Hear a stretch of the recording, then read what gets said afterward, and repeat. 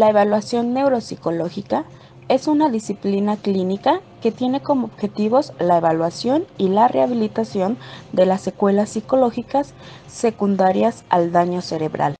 Es fundamental no confundir la evaluación neuropsicológica con la administración de pruebas o test neuropsicológicos. La evaluación comprende una serie de fases que empiezan con la entrevista inicial y la recopilación de informes y termina con la emisión de informe y la información al paciente. Una de estas fases es la administración de pruebas neuropsicológicas.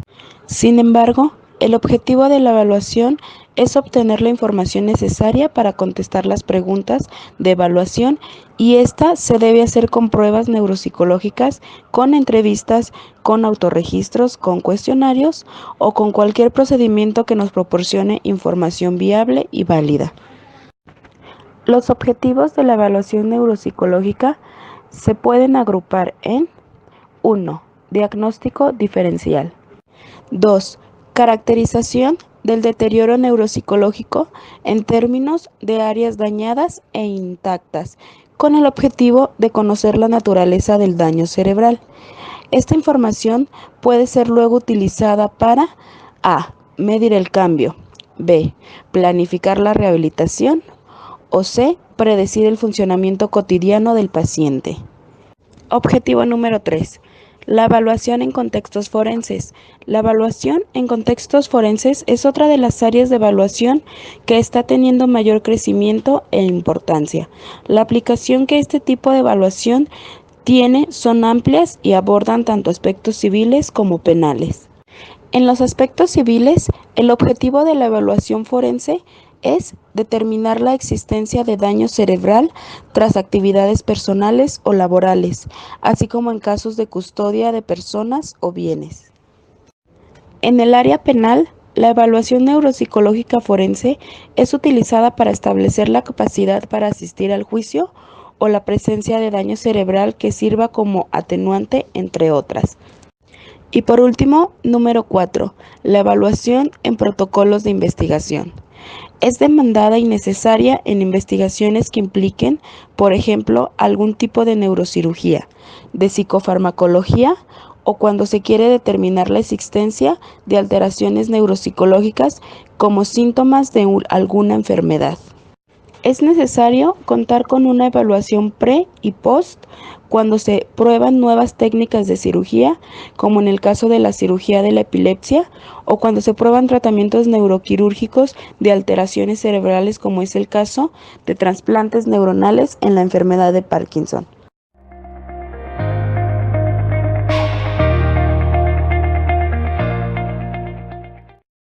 El abordaje a la intervención neuropsicológica comienza principalmente empleando métodos de evaluación.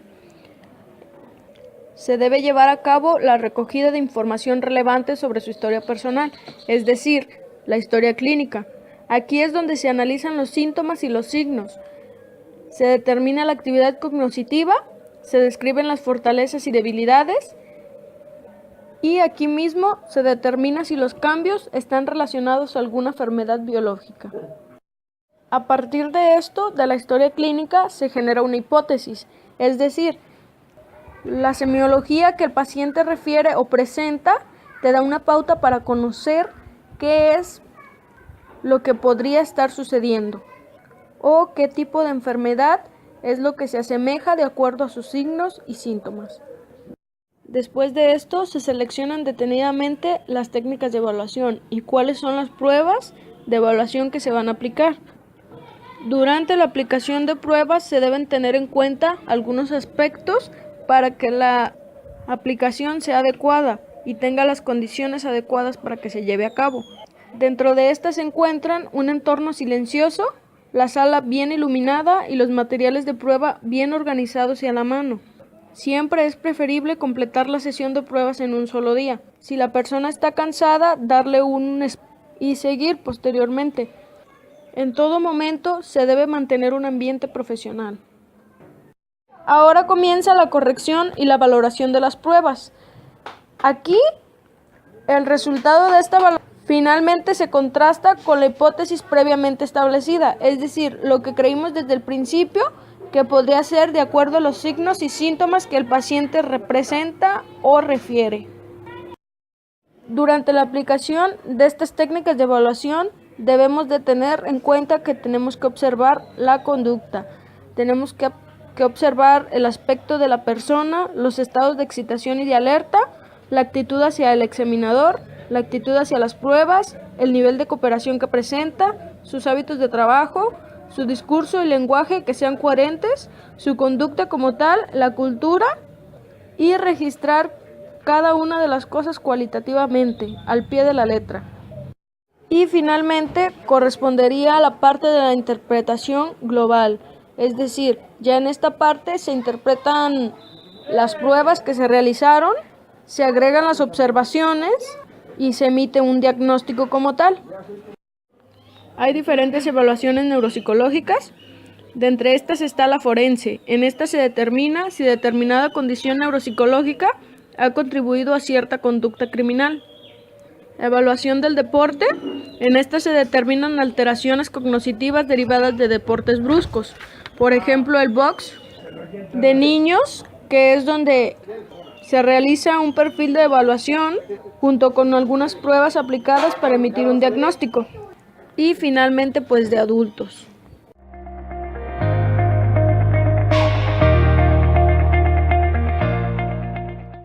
Los instrumentos de evaluación neuropsicológica son herramientas en forma de test o escalas que nos ayudan al diagnóstico del deterioro cognitivo, realizando una exploración más o menos sistematizada de los diferentes dominios cognitivos. Estos pueden ser los test psicométricos breves, o de otro modo, valorando la repercusión que tiene dicho deterioro cognitivo sobre la realización autónoma de las actividades del día a día, las cuales pueden ser las escalas funcionales. Las características ideales que debe de reunir un instrumento psicométrico para que sea aplicable son: administración sencilla, duración breve, adecuada validez, universalidad, transculturalidad, buena capacidad discriminativa para formas leves de deterioro cognitivo y demencia, y no estar influenciado por la edad o nivel educativo.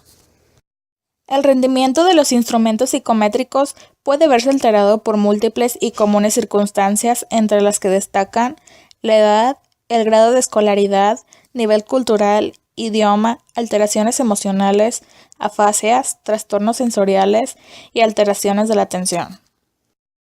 A la hora de interpretar los resultados en una escala funcional, hemos de tener muy presentes que, dependiendo de los factores como el sexo o el rol familiar, determinadas actividades de la vida diaria pueden haber sido realizadas nunca por la persona que estamos valorando, por lo que cobra especial importancia constatar siempre que en la entrevista cuál es su nivel de funcionamiento previo del sujeto en cuestión. El uso de test y baterías neuropsicológicas está perfectamente representado en el modelo cuantitativo y psicométrico. Este modelo está centrado en los resultados. Utiliza variables claramente específicas y susceptibles de cuantificación. Por su parte, el modelo cualitativo, también de utilidad en la neuropsicología, está centrado en el proceso de la resolución de tareas de sujetos con lesión cerebral.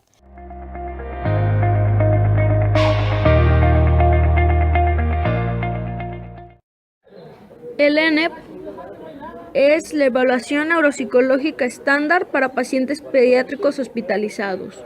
Su año es del 2007 al 2012. Sus autores son Esmeralda Matute, Mónica Rowell, Alfred Ardila, Ramiro López, Manuel López de la Cruz, José Ángel Mendoza, Lucía Ventura y Ana Karen Preciado.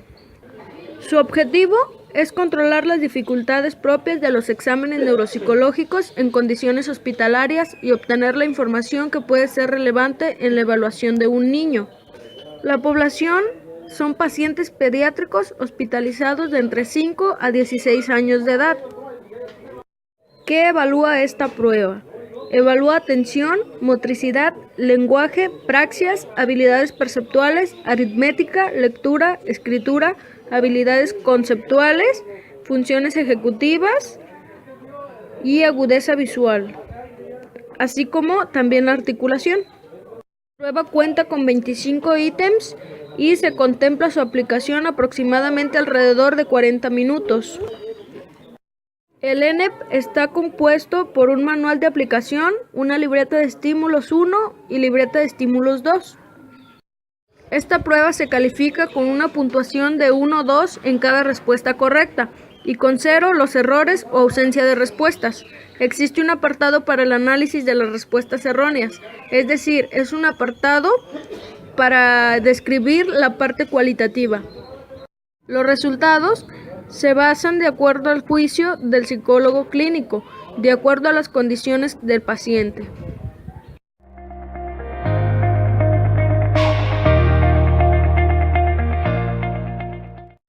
ENEA, Evaluación Neuropsicológica Estándar para Adultos Hospitalizados.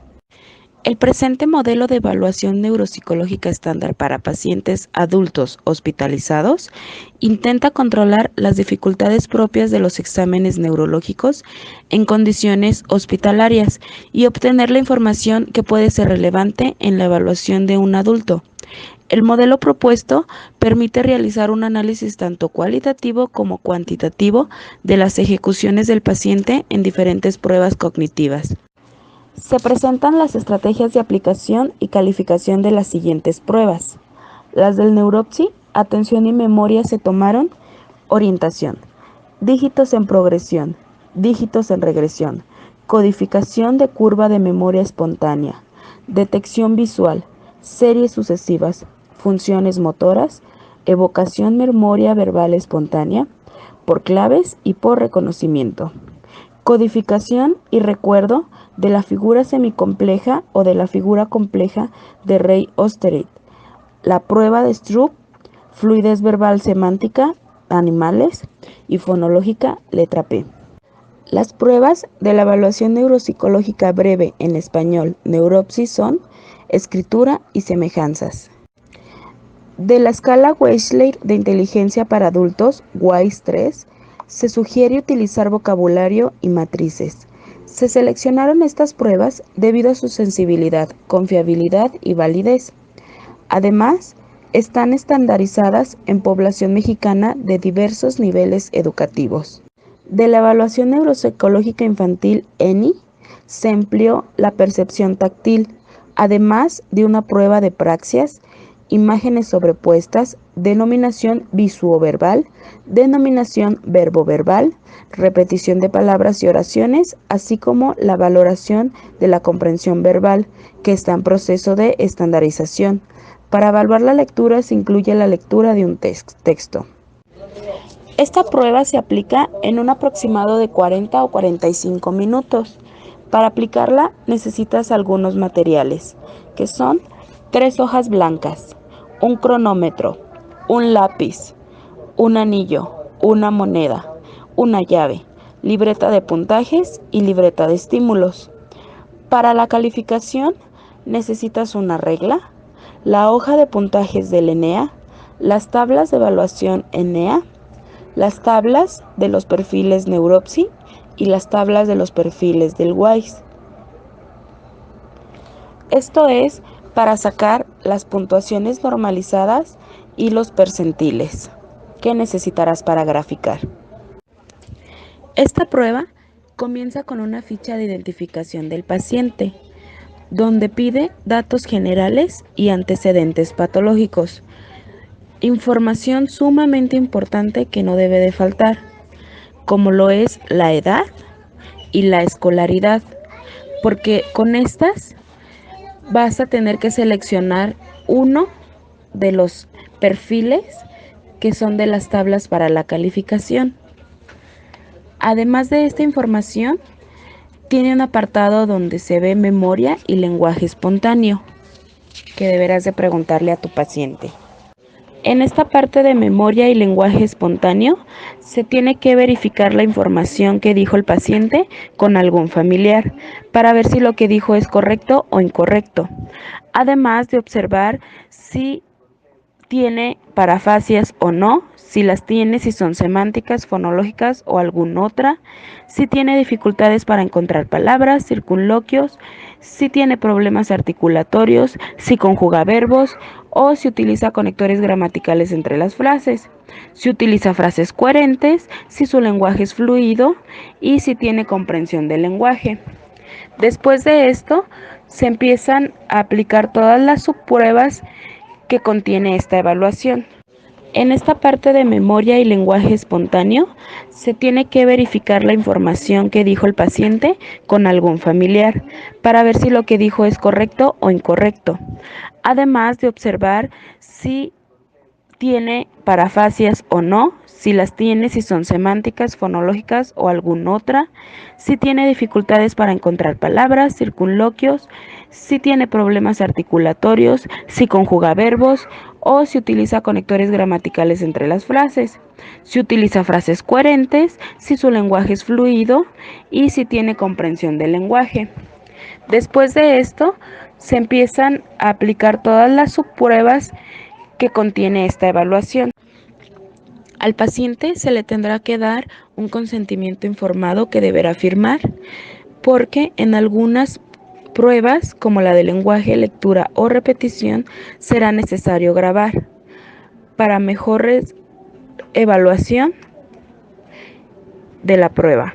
Al finalizar esta prueba, hay un apartado que debes de llenar con observaciones comportamentales como el estado de atención, la conducta motora, si presenció fatiga o si el evaluado solicitó pausas durante la evaluación, su estado de ánimo, si fue colaborador o no, y si se completó la evaluación. En caso de no completar la evaluación, poner el motivo por la cual no se completó.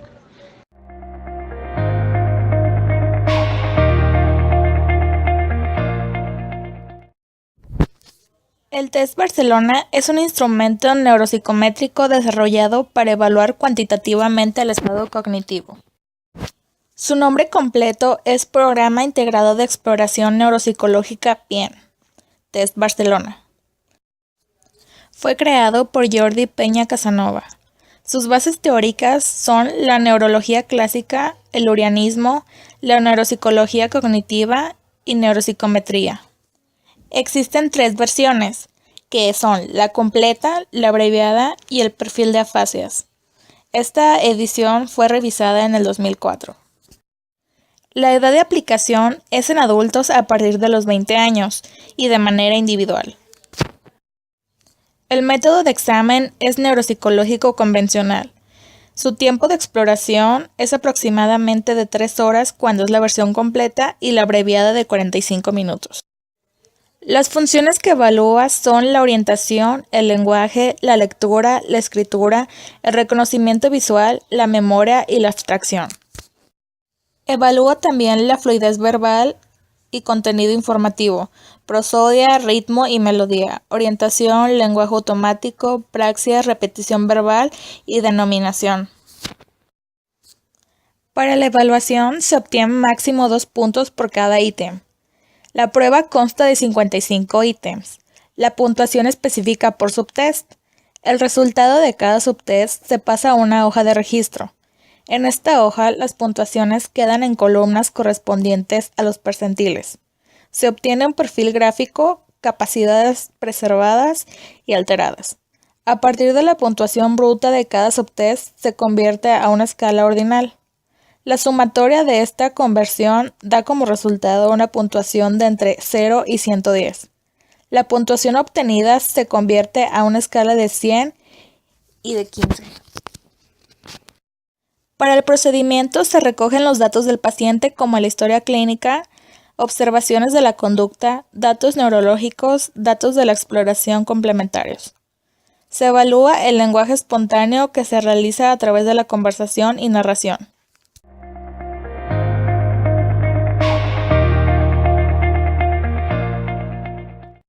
¿Qué es la semiología neuropsicológica?